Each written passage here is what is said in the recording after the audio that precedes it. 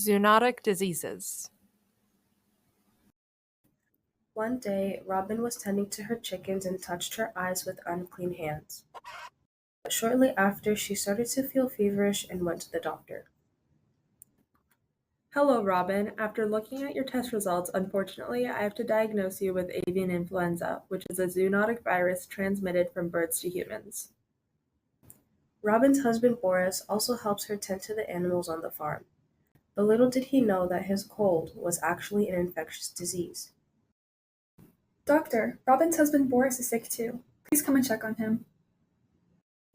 My, I think Boris has the swine flu, which is another zoonotic disease.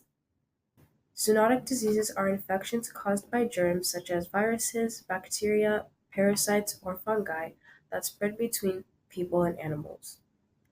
Boris here has swine influenza, which means he likely contracted it from the cough or sneeze of an infected pig.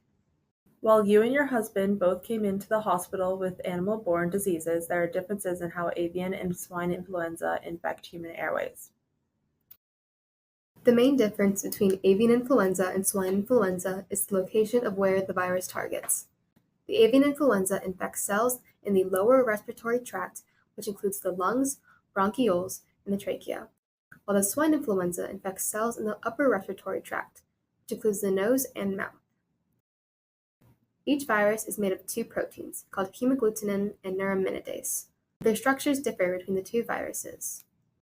Throughout the respiratory tract, many differently shaped sialic acid receptors allow the protein hemagglutinin to attach. Once the two proteins bind, the host starts to feel sick. However, the different structures of the avian swine viruses allow them to only attach to the receptors that match the shape of their attachment sites. Since the swine virus targets the upper respiratory tract, which is close to the mouth, it is highly contagious and can likely lead to a pandemic. In fact, it was declared a pandemic in 2009. In contrast, the avian virus's infection is located too distant from our mouths, so it is nearly impossible for humans to transmit the disease to another human, and a pandemic is out of the question. Don't panic, you can still eat your eggs and bacon.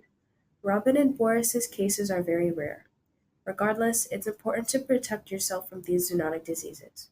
Whether you're outside on a farm or cooking in the kitchen, take precautions for yourself and others by practicing proper hygiene and cooking methods.